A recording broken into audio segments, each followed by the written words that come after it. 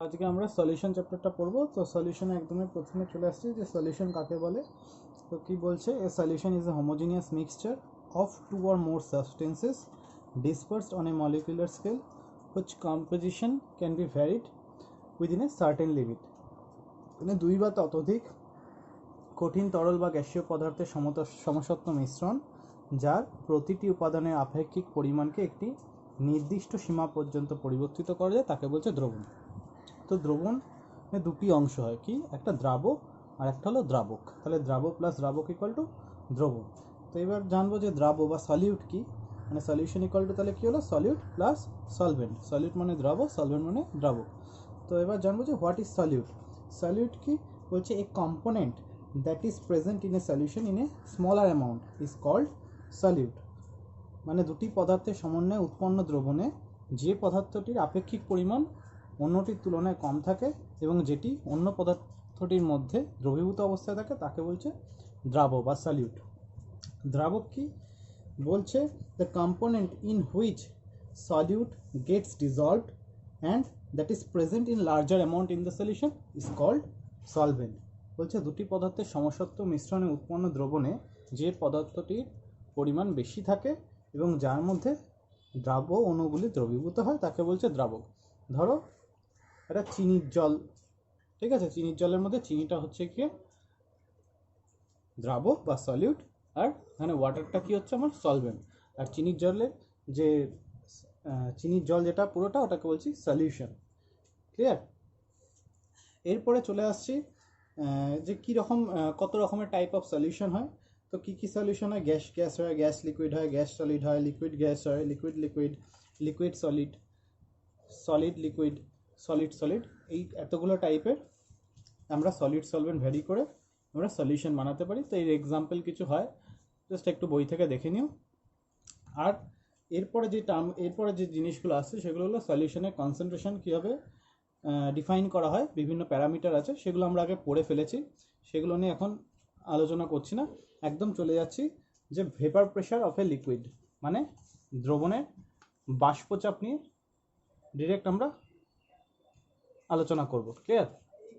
তো বলছে যে দ্রবণের বা তরলের বাষ্পচাপ কি বলছে, at constant temperature the pressure exerted by the vapour in equilibrium with its liquid is called the vapour pressure of the liquid. মানে বলতে চাইছে স্থির উষ্ণতায় কোনো তরল তার বাষ্পের সঙ্গে সাম্যাবস্থায় থাকলে বাষ্প দ্বারা প্রদত্ত চাপকে উক্ত উষ্ণতায় তরলের বাষ্পচাপ বলে। ক্লিয়ার? আর মনে রাখবে, the vapour pressure of a pure liquid is always constant at a constant temperature. ঠিক আছে, টেম্পারেচার কনস্ট্যান্ট থাকলে কোনো একটা লিকুইডের ভেপার প্রেশার কিন্তু কনস্ট্যান্ট থাকে। এবার মনে রাখবো যে ভেপার প্রেশারগুলো, এই একটা ছবি পিকচার দেখো, পিকচারটা কি বলছে এখানে। এখানে একটা ধরো একটা পাত্র আছে, পাত্রে লিকুইড আছে, কি হচ্ছে এই লিকুইডের এই একদম সারফেসটা থেকে এরকম ভেপারাইজেশন, মানে উপরিতল থেকে এরকম ভেপারাইজেশন হচ্ছে। আবার কি করছে, আবার কিছু মলিকুল যেই ভেপারে যাওয়ার পরে আবার সে আবার কনডেন্স করছে। ঠিক আছে, তাহলে এই অবস্থায় কি হবে, একটা সময় পরে এই যে ভেপারাইজেশন, বাষ্পীভবন আর যে ঘনীভবন হচ্ছে মানে কনডেনসেশন হচ্ছে, এদের মধ্যে একটা ইকুইলিব্রিয়াম রিচ করবে। এই ইকুইলিব্রিয়ামে থাকা অবস্থায় এই ভেপারটা পাত্রের দেওয়ালে একক ক্ষেত্রফলে যে প্রেশার ক্রিয়েট করে সেটাই হচ্ছে কিন্তু বাষ্পচাপ। ক্লিয়ার? তাহলে বাষ্পচাপ বা ভেপার প্রেশার কিসের ওপর ডিপেন্ড করে, নেচার অফ লিকুইড আর টেম্পারেচার। নেচার অফ লিকুইড মানে লিকুইড যত ভোলাটাইল হবে তত তার ভেপার প্রেশার বাড়বে, কারণ ভোলাটাইল হলে সে তত বেশি বাষ্পীভূত হবে, তার ভেপার প্রেশার তত বেশি হবে। ক্লিয়ার? আর টেম্পারেচারও যত ইনক্রিজ করব তত কিন্তু তার ভেপার প্রেশার বাড়বে। ঠিক আছে, এবার চলে যাচ্ছি লোয়ারিং অফ ভেপার প্রেশার, যে টার্মটা জানবো, লোয়ারিং অফ ভেপার প্রেশার। তো এটা কেন হচ্ছে এটা আগে একটু জানবো। লোয়ারিং অফ ভেপার প্রেশার মানে বাষ্পচাপের অবনমন, বাষ্পচাপের অবনমন কেন হয়। ঠিক আছে, ধরো এই যে এটা একটা পিওর লিকুইড, ঠিক আছে, এটা একটা পিওর লিকুইড। এই লিকুইডের মধ্যে যদি আমি সলিড, নন ইলেকট্রোলাইট আর ধরো একটা solid, non volatile, non electrolyte add করেছে, ঠিক আছে, তার ফলে কি হয়, ভেপার প্রেশার কমে যায়, আগের থেকে কমে যায়। এবার কেন কমে যায় সেটা দেখো। দেখো আগে কি হচ্ছিল, আগে এই সারফেসে যত মলিকুল আছে ভেপারাইজেশন হচ্ছিল, কনডেনসেশন হচ্ছিল, একটা সময় ইকুইলিব্রিয়াম রিচ করছে, এই ইকুইলিব্রিয়াম রিচ করা অবস্থায় যে প্রেশার এক্সার্ট করছে সেটাই হচ্ছে গিয়ে তার ভেপার প্রেশার ছিল। এইবার যখন আমি কোনো solid non volatile non electrolyte solid যখন আমি অ্যাড করব, ঠিক আছে, এইখানে যেমন সলিডটাকে আমি এরকম বোল্ডে লিখেছি, ঠিক আছে, আর যেটা এরকম গ্যাপ দেওয়া আছে সেটা হচ্ছে পিওর সলভেন্ট। ক্লিয়ার? তো এর মধ্যে আমি যখন সলিডটা অ্যাড করব কী হবে, এই যে সারফেস, এই যে ওয়াটার, এই যে তরলের যে সারফেসটা, এখানে কী হবে, আগে আগে আগে কী ছিল, শুধু সলভেন্ট মলিকুল ছিল, এখন কি থাকবে, কয়েকটা সলভেন্টের জায়গায় কতগুলো সলিড মলিকুল থাকবে। তাহলে কি হচ্ছে, আমার কিন্তু আগের তুলনায় সারফেসে কিন্তু সলভেন্ট মলিকুল কম আছে। ঠিক আছে, বারবার বলছি, আগের তুলনায় সারফেসে সলভেন্ট মলিকুল কম আছে, তাহলে কম সলভেন্ট মলিকুল ভেপার হবে, কম সলভেন্ট মলিকুল কন্ডেনসেশন হবে। ঠিক আছে, তাহলে ভেপার প্রেশারও কম হবে। ঠিক আছে, মনে রাখবো এই যে ভেপারেশনটা কিন্তু শুধু সারফেস থেকে হয়, তরলের কিন্তু সব জায়গাতে করে না, এটা কিন্তু একটা সারফেস ফেনোমেনা। ভেপারেশনটা কিন্তু তরলের সারফেস থেকে হয়। ঠিক আছে, তাহলে আগের থেকে যেহেতু কম সলভেন্ট মলিকুল আছে, কম ভেপারেশন হবে, কম ভেপার প্রেশার হবে। তাহলে মনে রাখবো কোনো পিওর সলভেন্টে solid non volatile non electrolyte solute add করলে তার ভেপার প্রেশার ডিক্রিজ করে। ক্লিয়ার? এরপরে চলে আসছি আমরা যেটা জানবো সেটা হচ্ছে গিয়ে রাউলস ল, দ্রবণের বাষ্পচাপ সংক্রান্ত রাউলস ল। তো রাউলস ল কি বলছে, at constant temperature the vapour pressure of a solution containing a non-volatile solute is equal to the product of vapor pressure of its pure solvent at the same temperature and the mole fraction of the solvent in solution.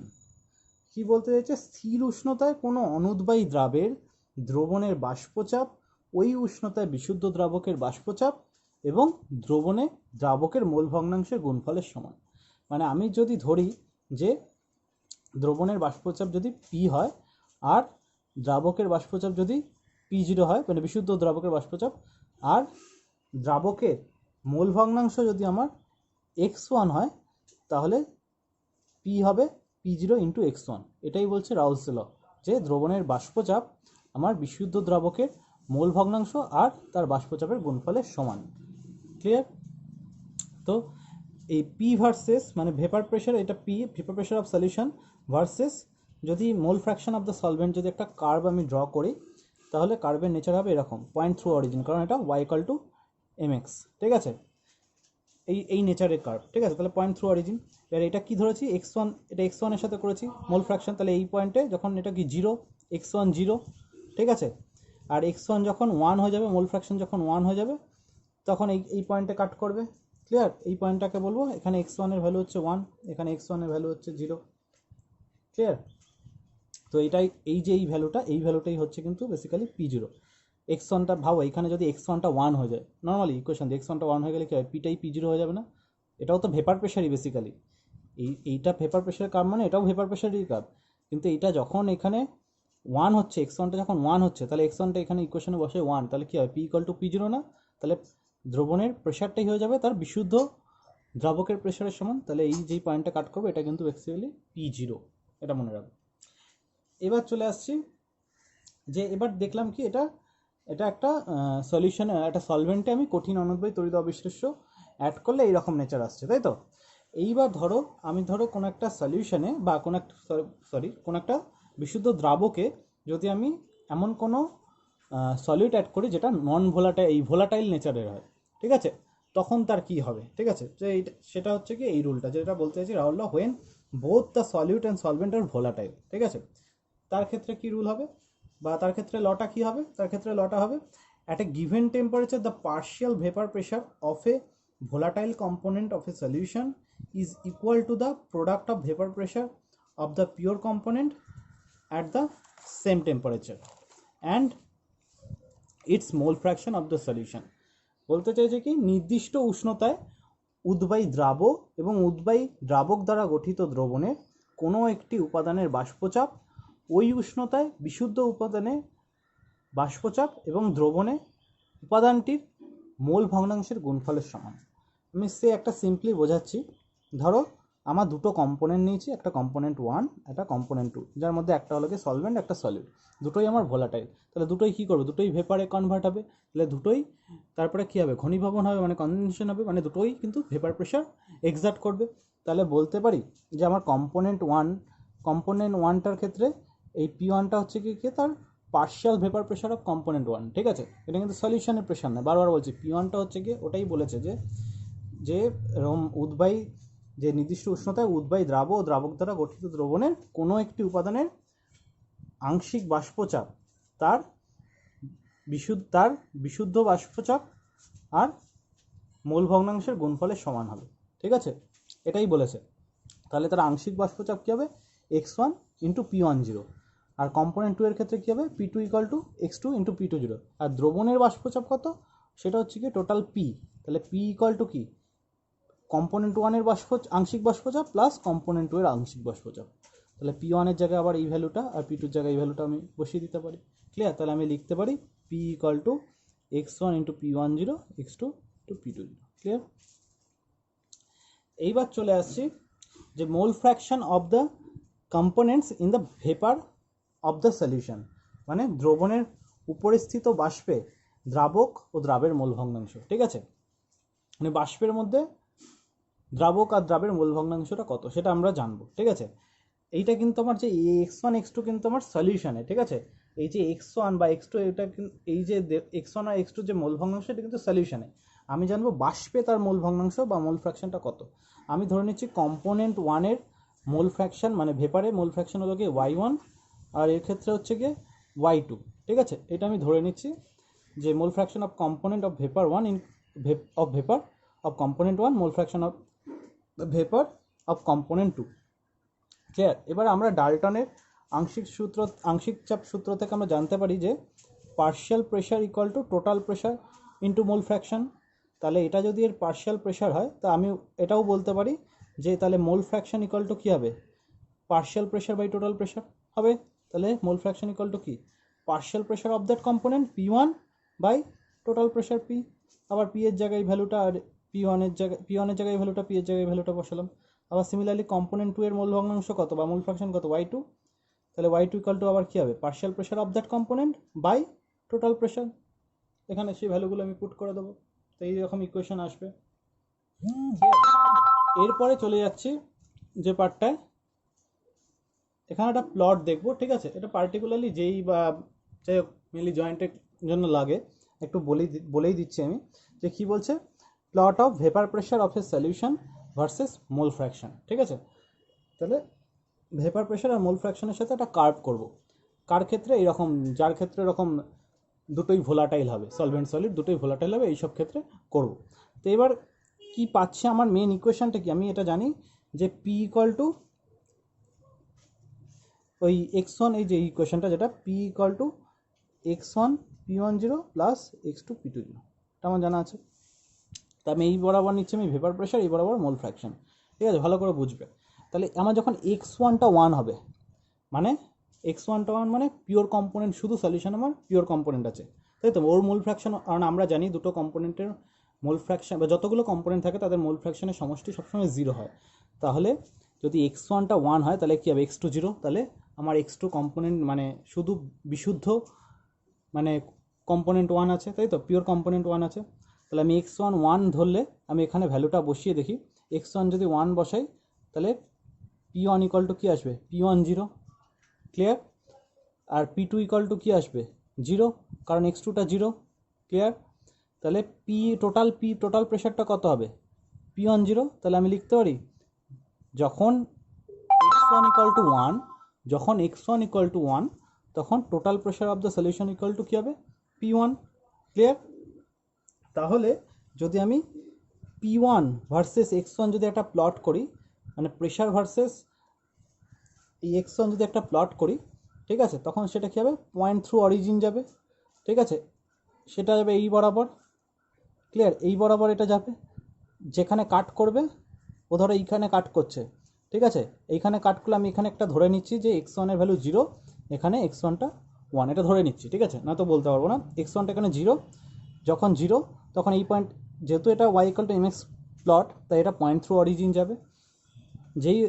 যেহেতু এটা x equal to 1, ঠিক আছে? এ কী করছে? x equal to 1 কী হচ্ছে? এই পিটাই কী হয়ে যাচ্ছে? P10 হচ্ছে না? এই যে দেখলাম একটু আগে, কোথায় গেল? এটা তো প্রেশারের, এই প্লটগুলো কিন্তু ভেপার প্রেশারের, মানে P সলিউশনের প্রেশার, ভেপার প্রেশার। তাহলে P ইকুয়াল টু P10 যখন x1 ইকুয়াল টু 1, এটা তো আমরা দেখছি, সেই জন্যই করছি। প্রথম কেস, তিনটে কেস আছে, তো x1 ইকুয়াল টু 1 হলে p ইকুয়াল টু p10, তাহলে এখানে যখন কাট করবে তখন প্রেশারটা হয়ে যাবে p10। ক্লিয়ার?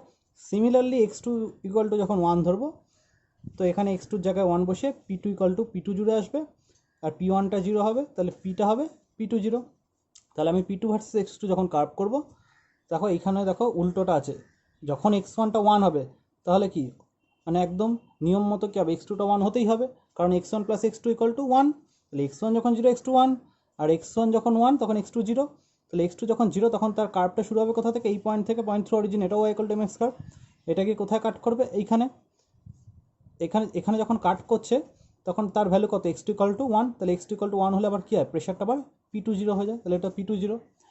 এইবার একটা কোশ্চেন আসছে তোমাদের, কোশ্চেন একটা বলতে পারো যে এটা কেন আমি নিচে নিয়েছি আর এটা কেন উপরে নিয়েছি। ঠিক আছে, এটা আমি অ্যাজিউম করেই নিয়েছি যে কম্পোনেন্ট 1-এর ভেপার প্রেশার, এটা এখানে লিখে দিই, কম্পোনেন্ট 1-এর ভেপার প্রেশার, ঠিক আছে, কম্পোনেন্ট 2-এর ভেপার প্রেশারের থেকে বেশি, এটা কিন্তু অ্যাজিউম করে নিয়েছি। তোমরা উল্টোটাও করতে পারো, উল্টোটা করলে p2টা ওপরে যাবে, p1টা নিচে যাবে, আর কিছু না। আর এই কার্ভটা তাহলে কিসের, আমি তাহলে এখানে দুটো কার্ভ পেলাম, এটা কি পেলাম, p1 equal to x1 into p10, আর এটা p2 equal to x2 into p20 curve. আর এইটা কিসের, এইটা যখন আমি নর্মাল কেসে, যখন p equal to x1 into p10 plus x2 into p20, x1-এর জায়গায় 1 মাইনাস x2 এরকম বসাতে পারি, ঠিক আছে, বা এইগুলো একটু ভ্যারি করে দেখতে পারি, x1 যখন 1 হবে এটা 0 হবে, p তখন p1 হয়ে যাবে, x2 যখন 1 হবে তখন x1 0 হবে, p ইকুয়াল টু p2 হবে। তাই p ভার্সেস x1 আর p ভার্সেস x2 যদি প্লট করি, সেটা নেচারটা কিন্তু এরকম একটা স্ট্রেট লাইন হবে। ক্লিয়ার? এটা কিন্তু পয়েন্ট থ্রু অরিজিন হবে না, ঠিক আছে। এটা কিন্তু যখন এইটা হবে x1 তখন সেটা p1 দিয়ে শুরু হচ্ছে, আবার যখন এটা x2টা 1 হচ্ছে তখন এটা p2 দিয়ে শুরু হচ্ছে, মানে এর ইনিশিয়াল ফাইনাল পয়েন্ট কিন্তু এই দুটোই, জাস্ট এই দুটো একটা স্ট্রেট লাইন হবে। ক্লিয়ার? তো এইরকম হলো কার্ভের নেচার। এরপরে চলে যাচ্ছি যে এটা সব ক্ষেত্রেই লাগবে, হোয়াট ইজ আইডিয়াল সলিউশন।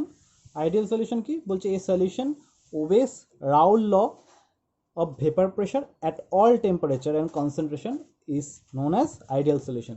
মানে বলছে যে সমস্ত দ্রবণ যে কোনো উষ্ণতা ও গাঢ়ত্বে রাউল্টের সূত্র মেনে চলে তাকে বলছে আদর্শ দ্রবণ। এবার আদর্শ দ্রবণের মলিকুলার কনসেপ্ট কি, মলিকুলার কনসেপ্ট হলো গিয়ে একটা আদর্শ দ্রবণের ক্ষেত্রে সলভেন্ট সলিউট, সলিউট সলিউট আর সলভেন্ট সলভেন্ট এই ইন্টারাকশানগুলো সমান হতে হয়। আর যে কম্পোনেন্ট, ধরো দুটো কম্পোনেন্ট আছে এ বি, সেই দুটো কম্পোনেন্টের কিন্তু কেমিক্যাল নেচার, সাইজ, শেপ এগুলো কিন্তু সিমিলার টাইপের হতে হয়। তাদের সেই সমস্ত সলিউশনগুলোকে কিন্তু আমরা বলবো আইডিয়াল সলিউশন। যেমন এই কন্ডিশন লিখেছি এখানে, সিমিলার সাইজ, শেপ আর কেমিক্যাল নেচার এদের কিন্তু সেম হতে হবে এগুলো। আর ধরো দুটো কম্পোনেন্ট নিচ্ছি এ আর বি, ঠিক আছে, তাহলে এর মধ্যে যে ইন্টারাকশান আর বিবির মধ্যে যে ইন্টারাকশান সেটা কিন্তু এই এ বি ইন্টারাকশানের সমান হতে হবে, ঠিক আছে। বা উল্টো করে বলতে চাইলে যে এই দুটোর ইন্টারাকশান মানে বেসিক্যালি এই তিনটের ইন্টারাকশান সেম হতে হবে। মানে আমি যদি এই একটা কম্পোনেন্ট, এটা একটা কম্পোনেন্ট, এদের কম্পোনেন্টগুলো নিজেদের মধ্যে যে ইন্টারাকশান, ঠিক আছে, আর তার একে অপরের সাথে যে ইন্টারাকশান, এই ইন্টারাকশানগুলো কিন্তু সেম হতে হবে, তবেই সেটাকে আমরা আইডিয়াল সলিউশন বলবো। তা আইডিয়াল সলিউশনের কিছু ক্যারেক্টারিস্টিক আছে, সেটা একটু জানবো। আইডিয়াল সলিউশনের ক্ষেত্রে কী হয়, এরা যেহেতু কোনো একটা বাইনারি আইডিয়াল সলিউশনের ক্ষেত্রে, বাইনারি মানে দুটো কম্পোনেন্ট আছে, তাদের কিন্তু এই রুল ফলো করে, যাতে পার্শিয়াল প্রেশার হলো গিয়ে কম্পোনেন্ট এর PA equal to PA0 into XA, আর এটা PB0 ইন্টু XB, তাহলে টোটাল প্রেশার হলো গিয়ে PA/PB, যেটা আমরা পড়েছি, ওটাই কিন্তু অ্যাকচুয়ালি আইডিয়াল সলিউশনের জন্য কিন্তু হয়। আর এটার ক্ষেত্রে কি হয়, ডেল্টা ভি মিক্স, ঠিক আছে, ডেল্টা ভি মিক্সিং 0 হয়। কেন 0 হচ্ছে, একটা জিনিস ভালো করে বোঝো, আদর্শ দ্রবণের মধ্যে কি বললাম, যে A B, A Bibi R AB এই তিনটে মলিকুলের মধ্যে কি আকর্ষণ সবসময় সমান। এই আকর্ষণ সমান বা আকর্ষণ বা ইন্টারাকশান যেটাকে বলছি, ইন্টারাকশান সবসময় সমান। এবার ইন্টারাকশান বা আকর্ষণ বল সবসময় সমান হওয়ার জন্য কি হচ্ছে, এদের অণুগুলোর মধ্যে গড় আণবিক দূরত্বের কোনো পরিবর্তন হয় না, এদের অণুগুলোর মধ্যে গড় আণবিক দূরত্বের কোনো পরিবর্তন হয় না, তাই কিন্তু এদের ক্ষেত্রে ডেল্টা ভিমিক্স 0 হবে।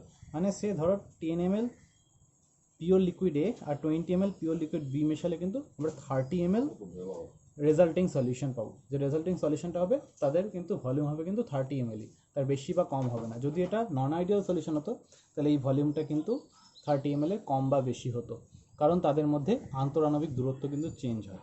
ঠিক আছে, এরপরে চলে যাচ্ছি যে লাস্ট ক্যারেক্টারিস্টিক, সেটা বলছে ডেল্টা এইচ সলিউশন জিরো হয়। এটার রিজনও একই, যে এদের মধ্যে কোনো আন্তরাণবিক আকর্ষণ বলে কোনোরূপ পরিবর্তন হয় না, তাই এই সমস্ত সলিউশন তৈরির সময় কোনো তাপের উদ্ভব বা শোষণ হয় না। ঠিক আছে, তাই ডেল্টা এইচ সলিউশন কিন্তু এদের ক্ষেত্রে জিরো হয়। এদের এক্সাম্পল কি বলবো, যেমন benzene toluene, ethyl bromide, ethyl iodide, N hexane, n pentane, N heptane, N hexane. ঠিক আছে, তারপরে ক্লোরোবেনজিন, ব্রোমোবেনজিন। এবার একটা জিনিস দেখো, এগুলো কিন্তু প্রত্যেকটা একই টাইপের নেচার। দেখো এটা অ্যারোমেটিক কম্পাউন্ড। ঠিক আছে, বেনজিন আর টলিন ডিফারেন্স কি, জাস্ট একটা মিথাইলের difference. Ethyl bromide, ethyl iodide মানে হ্যালোজেন টাইপ, হ্যালাইড টাইপের কম্পাউন্ড। তারপরে এটা n hexane, n pentane alkane টাইপের কম্পাউন্ড। ক্লোরোবেনজিন, ব্রোমোবেনজিন মানে হ্যালোবেনজিন টাইপের কম্পাউন্ড। ঠিক আছে, একই টাইপের কিন্তু কেমিক্যাল নেচার হতে হবে, তবেই কিন্তু তারা আইডিয়াল সলিউশন তৈরি করবে। নন আইডিয়াল কি হচ্ছে, a solution does not obey Raoult's law of vapour pressure is said to be an non ideal solution. ঠিক আছে, মানে যে সমস্ত সলিউশন রাউল্টের ল মেনে চলে না তাকে বলছে নন আইডিয়াল সলিউশন। মলিকুলার কনসেপ্ট কি, এর মলিকুলার কনসেপ্ট ওই কি, যদি আমরা দুটো কম্পোনেন্ট নিই এবি, তাদের মধ্যে কী হবে, ইন্টারাকশান সেম হবে না। মানে বলতে চাইছি, ধরো এ ইন্টারাকশান মানে এইটা, এই এ ইন্টারাকশান, বিবি ইন্টারাকশান, আর আরেকটা কি ইন্টারাকশান, এবি ইন্টারাকশান, এরা কিন্তু কখনোই সিমিলার হবে না। ঠিক আছে, তাদেরকে বলছে নন আইডিয়াল সলিউশন। ঠিক আছে, এদের কি ক্যারেক্টারিস্টিক প্রপার্টি কি, এর কোনো একটা বাইনারি, ধরো বাইনারি নন আইডিয়াল সলিউশনের ক্ষেত্রে এই পিএ কিন্তু কখনোই পিএ জিরো ইন্টু এক্সে হয় না। ঠিক আছে, এর বেশি সবসময় বলাটা ভুল, মানে কখনো এই পিএ গ্রেটার দ্যান এটা হয় বা লেস দ্যান এটা হয়। ঠিক আছে, পিবির ক্ষেত্রেও সেম। টোটাল প্রেশার কি, আমরা আগে আইডিয়ালের ক্ষেত্রে কি দেখেছিলাম, x A into PA zero plus x B into PB zero. এর ক্ষেত্রে কিন্তু তাই হয় না, এটা নট ইকুয়াল টু হয়, মানে গ্রেটার দ্যান হতে পারে বা লেস দ্যানও হতে পারে, সেটা একটু পরে এক্সপ্লেন করবো। এর ক্ষেত্রে কি হয়, delta Vicks not equal to zero হয়, এর ক্ষেত্রে delta H solution not equal to zero হয়। রিজনটাই ওটাই যে এদের মধ্যে যে আন্তরাণবিক, যদি আকর্ষণ সমান নয়, তাই আন্তরাণবিক যে দূরত্ব সেটা কিন্তু চেঞ্জ হওয়ার জন্য কিন্তু এদের মধ্যে ডেল্টা ভিমিক্স কখনো জিরো হয় না। মানে 10 ml এর সাথে 20 ml এর সাথে কিন্তু কখনো 30 ml হবে না, বা এদের ক্ষেত্রে ডেল্টা এইচ সলিউশন কখনো জিরো আসবে না, কারণ তাপের উদ্ভব বা শোষণ হবেই। ঠিক আছে, এবং কিছু এক্সাম্পল দিচ্ছি, যেমন ethyl alcohol H2O, acetone plus aniline, ethyl alcohol plus cyclohexane, acetone plus chloroform, ethanol plus acetone. ঠিক আছে, এই এক্সাম্পলগুলো একটু বই দেখে দেখে মুখস্থ করবে ভালো করে। এরপরে চলে আসছি যেখানে, সেটা বলছি vapour pressure versus mole fraction diagram for non ideal binary solution. ঠিক আছে, এবার আমরা এই কার্ভগুলো পড়েছি আইডিয়ালের ক্ষেত্রে, যেমন আইডিয়াল এই যে যেমন ডটেডগুলো দেওয়া রয়েছে। ঠিক আছে, এগুলো আইডিয়ালের ক্ষেত্রে, আর এই যে কার্ভেচার করে দিয়েছি এটা নন আইডিয়ালের ক্ষেত্রে। ঠিক আছে, এবার দু রকম কেস হয়, একটা হলো পজিটিভ ডিভিয়েশন দেখায়, মানে এই ওপর দিয়ে গেলে, কোনো লাইনের ওপর দিয়ে গেলে সেটা হলো পজিটিভ ডিভিয়েশন, আর নিচ দিয়ে গেলে, পরের এক্সাম্পলটা দেখাবো, সেটা হলো নেগেটিভ ডিভিয়েশন। তো প্রথমে পজিটিভ ডিভিয়েশন পড়ব। তো আমি বাই ডিফল্ট এটা ধরে নিচ্ছি PA zero greater than PV zero, মানে কম্পোনেন্টের ভেপার প্রেশার বি এর থেকে পি বেশি হবে। ঠিক আছে, এবার কখন পজিটিভ ডিভিয়েশন দেখাবে, যখন ধরো দুটো কম্পোনেন্ট নিয়েছি এ বি, মানে দুটো কম্পোনেন্টের সলিউশন বানিয়েছি এ আর বি মিলিয়ে, যেখানে এ ইন্টারাকশান বা বিবি ইন্টারাকশান এ বি ইন্টারাকশানের থেকে বেশি। ঠিক আছে, মানে মলিকুলের নিজেদের মধ্যে ইন্টারাকশান, মানে দুটো কম্পোনেন্ট এ কম্পোনেন্ট বি এর নিজেদের মধ্যে ইন্টারাকশান, তাদের মধ্যেকার ইন্টারাকশানের থেকে, তাদের আলাদা আলাদা মলিকুলের ইন্টারাকশানের থেকে, মানে এ বির ইন্টারাকশানের থেকে বেশি হবে। তখন কি করবে, তখন কিন্তু সে পজিটিভ ডিভিয়েশন দেখাবে। কেন, এদের মধ্যে ইন্টারাকশান কম হলে কি হবে, এরা এসকেপিং টেন্ডেন্সি সলিউশন থেকে সে কি বেশি দেখাবে, মানে এদের মধ্যে এ বি মলিকুলের মধ্যে আকর্ষণ হয়নি। ঠিক আছে, মিশিয়ে দেওয়ার পরে কোনো আকর্ষণ বলই নেই, আকর্ষণ বল না হলে সে কী হবে, ইজিলি ভেপারাইজ করলে তার ভেপার প্রেশার বেশি হবে, তখন তার ক্ষেত্রে কিন্তু PA greater than x into PA zero হবে।